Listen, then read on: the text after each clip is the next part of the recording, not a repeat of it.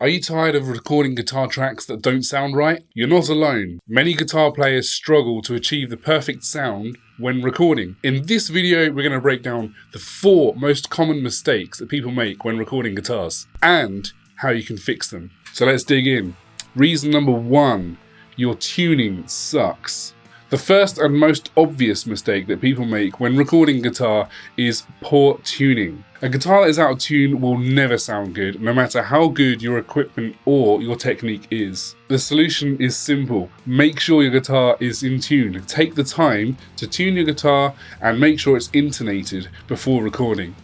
If you're finding that there are certain chords that the guitar is struggling to stay in tune, punch them in. For example, if you're tuning to the open string of your guitar and when you play a G string it's out of tune, hold the G string, tune your guitar up correctly and punch that in. It's also important to make sure that your tension is correct.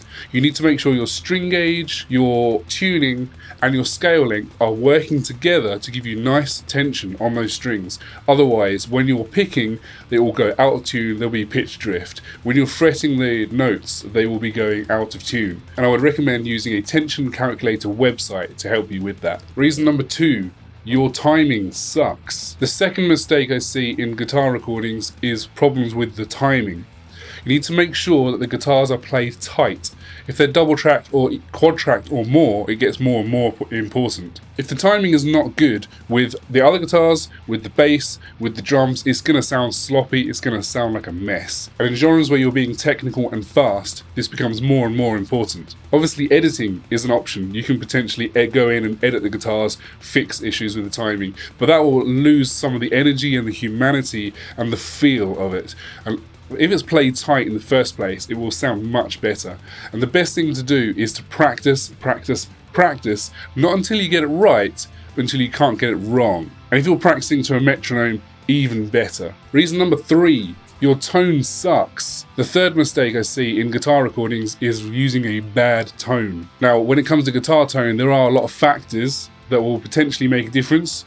There's a lot of controversy around what makes a difference and what doesn't make a difference, but essentially you're looking at things including your strings, your plectrum choice, your pickup choice, your pedals, your amps, your cabs and your microphones. Now I would argue that the cab and the microphone is the most important part, but they all work together to make a good tone. Now in some ways it's become easier to get a good tone because there are more and more good amp sims. But on the other hand, with more good amp sims, there's more choice and there's more time wasted in trying to choose what you're going to use. I really would recommend putting some time aside to experiment with different amp sims, with different amps. We'll find out what works for you and what doesn't. Alternatively, you could use something like Bogren Digital's AmpKnob RevC, which is very, very limited in what you can actually do to control it. It just sounds good, whatever you do with it, to get a good tone, or use someone like myself to reamp your guitars. And you can also use things such as Nail the Mix, where you can get access to raw, unmixed guitar amp tones and hear how they sound and use those as a reference point to improve your own guitar tones. Reason number 4, your technique sucks. Now, poor posture, poor hand positioning, poor technique on the actual picking itself, these will all lead to your guitar sound sucking. And one way that manifests is with unwanted string noises, bad muting and things like that. It will add extra sounds and noises and things that you don't want to it.